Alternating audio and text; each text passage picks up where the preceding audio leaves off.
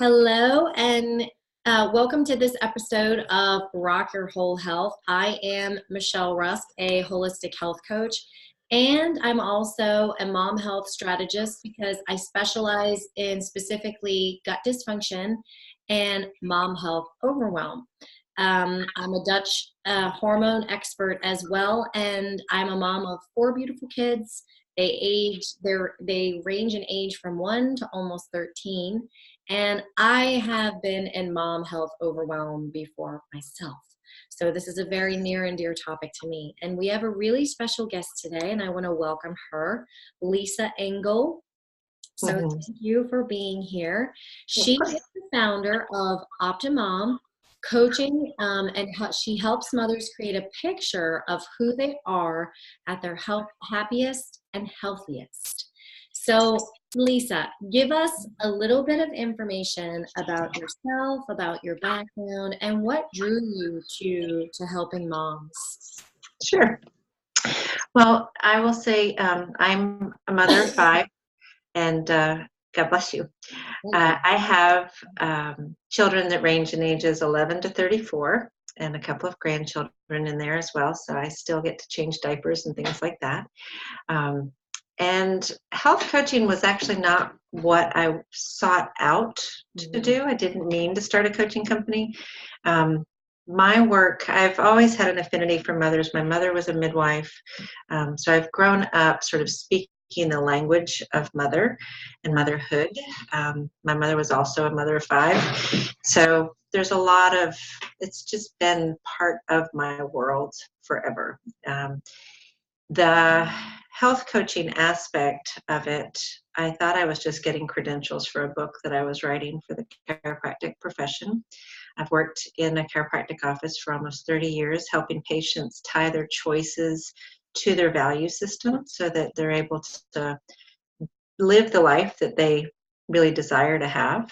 Mhm. And then I also supported mothers in a church community and walked alongside them sort of as a lay pastor of sorts, and a leader that just came with a level of experience from having had older children while these women were walking through being new moms, and Right. just offering that encouragement and affirmation that you will get through this season. There'll be another one, but you will get through this one. And so when I was getting the certification as a health coach, um, there was sort of this vision that said, "Here's what you're doing," and I was like, "I really don't have time for another company," um, but it was a very clear picture, and I, you don't argue with God for too long before you just kind of go, "Okay, fine," and surrender to it. So the vision of the coaching company came, and started walking through motherhood with women, that the overwhelm that you reference, there's just so much. And women, especially moms, shift their attention, rightfully so, to their children and the world around them. Right. But we often lose touch with the intimacy of knowing ourselves, Mhm. and so really helping a woman to create that picture, stay connected to it, and walk through the edits that need to be made in order to live the life that she really desires to have. Yeah, that's Um, awesome. so it really identifying and helping her know who she is at her happiest and healthiest, and then being able to hold that picture up for her to say, is this still what she looks like? Is this what she looks like? And so that she can keep making choices congruent to that picture. What do you find is the hardest part of that for moms? Like, um, do you think that it's because I totally agree with the fact that which is why I really wanted to do this series because Mm-hmm. we do, and it's not something to feel guilty about that we do give so much of ourselves to our children because Mm-hmm. if you have children, that's what you're supposed to do. I mean, that's part of the child rearing You process. desire that, yeah. Exactly. It's part of the mothering process. Mm-hmm.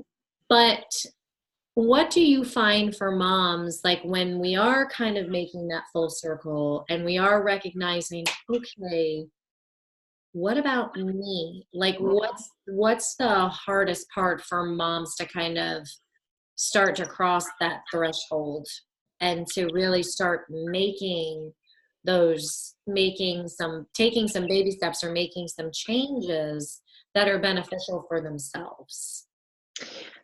I think that the biggest sort of hurdle is that initial identification. Yeah. Um, there's, so I start all of my sessions or I start all of the relationships by simply asking, who are you at your happiest and healthiest? Give me all the details of how do you sleep, how do you eat, how do you behave, how do you move, what are your relationships like at your happiest and healthiest? And the too many moms say, I have no idea. I can tell you what I don't look like. Oh, I can tell you what not happy or not healthy looks like. I can say we all know what when we've had when we miss the mark, right? We fall short of what we desire to be. right. Um, and that tends to be the focus where they start out, and it's like, so we flip that picture around, and that tends to be like, that's the biggest first step. And then from there, sort of zooming in like Google Maps, where you kind of go in and out and identifying their priorities, and just learning from being able to navigate on that map, like get familiar with the terrain of that picture, and really being able to notice when there's congruency, and then notice when you're sort of off the map. Yeah. I'll give a personal example, which may help that. So in my picture, one of the things that for myself is I'm always trying to learn and be honest with myself, being transparent and really clean with my relationships. So my map has that as part of the description. And if I lose my patience or I speak with an unkind tone, then I'm off my map, right? That's not congruent with the picture. But as soon as I notice, right, because being mindful is on my map, as soon as I notice, I'm back on my map again. I can accept responsibility for my behavior. I can apologize, and I've noticed, which that's on my map. So then I'm living congruent to me. And every time that we're making choices and we're living in that congruent state, it's like a deposit of personal power and confidence and competence. And that changes the kind of engagement that we have with ourselves and that other people have with us. Yeah, and something else that I'd really love to talk about because it's so connected with this too. So I think with moms, a lot of times there's a lot of isolation. There's Mm-hmm. a lot of kind of like, we don't feel like, I mean, we just get so caught up with being Mm-hmm. soccer mom, getting this kid here, getting this kid there, getting dinner on the table at the end of a long day, washing clothes, cleaning the house, going to work full time. I mean, the list just goes on and on and on. It So, does. um, I guess is I'd love for you to talk into the need for support Mm-hmm. and why it is so healthy and so important for moms to know that it's okay. Like, you can give yourself permission to Mm-hmm. reach out for support, because I think a Mm-hmm. lot of moms are like, I don't need it. You know, Mm-hmm. I mean, I went through a period of that myself. Like, no, I got, Mm-hmm. yeah. Yeah, the group that I started 15 years ago, it was born from that need Hmm. of witnessing moms that were hitting those first walls, of I thought I had it, I don't have it, Yeah. and being able to say, just we all need help, we all need community. I mean, that's part of our wiring. um, Yeah. and it is such an isolating season. I even just over the Thanksgiving break that we just had, my daughter had little ones that weren't well and, were home with coughs and colds and sneezes and things like that. And she couldn't come gather with all of the cousins that also have small children. I mean, she could have, but she chose not to so that she didn't spread the, And we do the same thing. and so it is isolating. Yeah. Um, and when I had my first two children, I lived overseas, and I had one friend, and I mean, it was a very tricky time. But what it taught me was that I really am never alone. Right. Um, and that as long as I'm willing to put myself out there, there our needs can be met. But we have to be willing to identify them first and foremost, and be willing to invite people in to help us meet them. So I like your point of like, it's kind of like a self-reflection. We have to kind of do like an introspective, where am I? Kind of like a check-in. Okay. Mm-hmm. I like to call it like a self check-in with my clients of kind of where are you? Mm-hmm. How are you feeling? And kind of what's holding you back. But sometimes that's difficult. Like you said, like that's a lot of the hurdle is doing that self introspection. But what have you seen over as many years as you've been practicing? Are the signs or some red flags for moms to pay attention to that, maybe could call it to their attention, like, oh, because I think, and I know they're likely different for everyone because we are all not in the same situation, but emotional wise, what are some red flags that, are some things to definitely pay attention to? Well, so I'll use some analogies. Cells can't be in growth and defense at the same time. Okay. So we are constantly in that flux of that, like the parasympathetic and the sympathetic nervous system. We're fight, flight, freeze, or rest, restore, recover. And those two systems are always working, and they just take turns, sort of leading the dance. Right? It's a gorgeous dance that our bodies do. But given the state of our culture, we are largely in that fight, flight, freeze because of the stressors that we're facing now. And there's been an increase in the stress that we have to manage. And so when we're stressed, that fight, flight, freeze tend to tip into either an anxious state or a depressed state, right? So it's either too much or too little is the response. But when we can be in a balanced state, then we can function with a level of adaptability.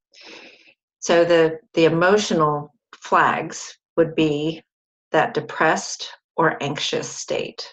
When you start to feel like it's just too much, I can't do it, or like in the depressed, suppressed, like I give up, and those two would be quick and easy identifiers to say I could use some help in this. Yeah. And what what are some things, I mean, I can even talk into that a little bit too, as a mom of 4 too. My husband sometimes has to travel with his job. He's actually traveling right now. That is the worst time. Like everything seems to go wrong time when he's gone. And sometimes he has to go away for like 3 weeks. Military moms, you guys, I mean, for even longer. So support for that kind of situation is absolutely essential. And also maybe for single moms too. I've coached a lot of single moms. That and I was a single mom for a season. I had two children, had a 10-year marriage, then was a single mom for 5 years, and then remarried and had three more. So it's, there's nothing quite like that, you know. I mean, like it's a rough road to hoe. Yeah.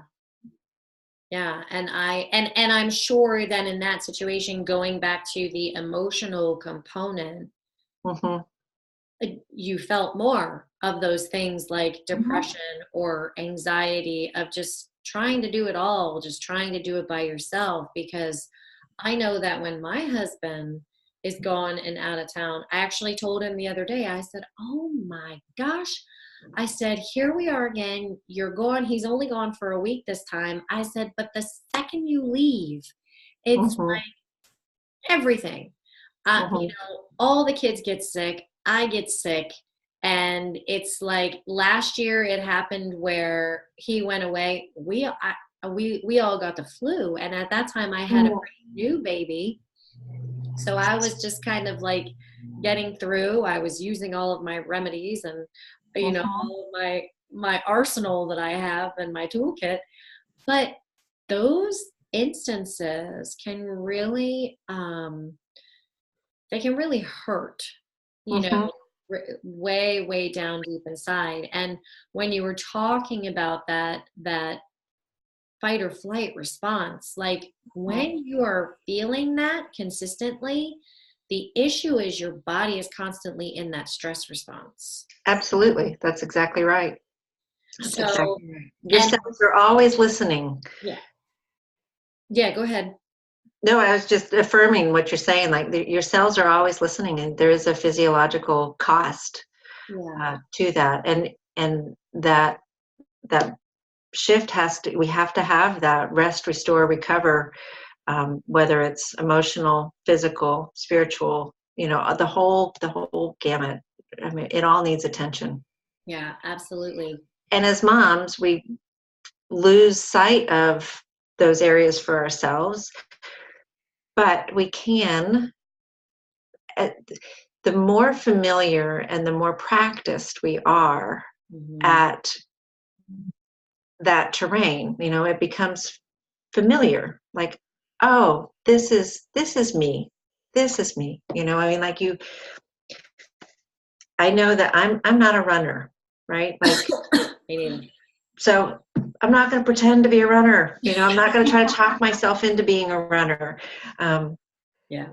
you know, but on the early stages of developing myself, I thought maybe I should be, right? Because other people are. And with especially social media is another component now where you've got all of these examples and what you mentioned earlier about um, you know, we sort of hunker down and just think we're okay and we're going to do it, is that we perceive that other people are doing it alone, you Right. know, that need for help and being able to ask for assistance. You didn't start out knowing all the things that you just referenced as, you know, your arsenal of things that you can use. That toolkit didn't start out full. You No. know, your toolkit you've been acquiring those skills, you've been acquiring those tools over the course of time. Yes. And we all have our own sets of tools and skills, but learning what they are and learning how to leverage them, and then also seeking additional resources, just grows that and increases our capacity for health, happiness, function, you know, that level of adaptability, so that when your husband does go out of town, or you know, you are faced with a job change or a health crisis in a child, you know, whatever it is, that you've got a level of confidence and competence to be able to walk through it, because life keeps happening. You know, I mean, it's not like, oh, we got through that. It doesn't stop there. You No. know, there's going to be No. the next thing. Exactly. Like you go through one thing, but there's always going to be something else. Mhm. But I always look at that as, okay, so what can I learn from this? And how can Mm-hmm. I grow from this? And then how can I teach my kids with this? Like, how Right. can I pass that knowledge onto them? Right. Because I think really as a parent, as a mother, um, that's really one of my ultimate goals. Like I not only want to learn for myself, and yes, our children as they grow, they're going to have their own set of things that they have to learn, their own set of lessons and their own set of things that they're going to have to go through. But um, it's also, I take it as my responsibility to pass as much knowledge as I can onto them. Mm-hmm. So Absolutely. yeah. So well, this has been fantastic. What would you say to the moms out there that are listening right now? What are some steps that they can take, or what advice do you have for the moms out there that might be listening? Well, I think the more clear we can get with what our picture is of ourselves, like I think the way that I have it on the website is something to the effect of, imagine looking into a safe mirror at you, happy and healthy. Describe her, like get to know her and be with her, hang out with her, and get intimate with her. And the more familiar that picture becomes, the more comfortable you are with that picture, Mhm. the more uh, honest you are with that picture, I love that.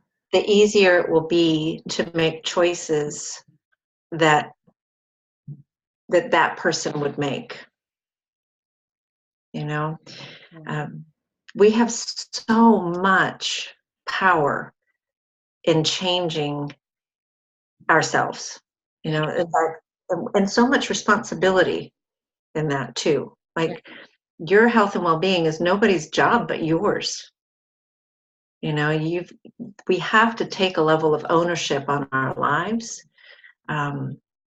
It's really easy to point the finger at our parents or our culture, or anybody, to blame them for our state. But our state is our state, and the only person that's going to be able to really make the biggest impact on that is ourselves. Yeah. So really helping somebody if we can all do a little bit of that, it changes our communities. Absolutely. Absolutely. And that's something that that I teach my kids. Like, you are accountable for yourself, Hmm. actions. Hmm. If you're in the wrong company, you're Hmm. still accountable for yourself. Hmm. So, Yeah. and you have to be the one that's being proactive. It's the same for adults. It's the Hmm. same for us moms. Yeah. So fantastic information. I absolutely love this. Thanks. Tell everybody where they can find you, Lisa. Optimumcoaching.com. It's OPTIMOM coaching.com. It's All pretty easy. right. We're on Facebook and LinkedIn, all of the social channels. I'm not as active as I probably should be, but that's, I think that's somewhat generational. I don't know. I mean, I'm trying to be more active on social media myself, but yeah, I mean, when you have life going on around you, Right. I Yeah. I just pop in when I pop in, and I Right. let everybody know, like, Yeah. crazy. Yeah. Yeah. Well, wonderful. I hope you all enjoyed this as much as I did. Great, great information in this interview. Lisa, really, thank you so much for being here with us It's my today. pleasure. I think you're doing an amazing job, and sharing this is really important work. So thank you for the opportunity. You're very welcome. So, everyone, I will see you the next time. Bye.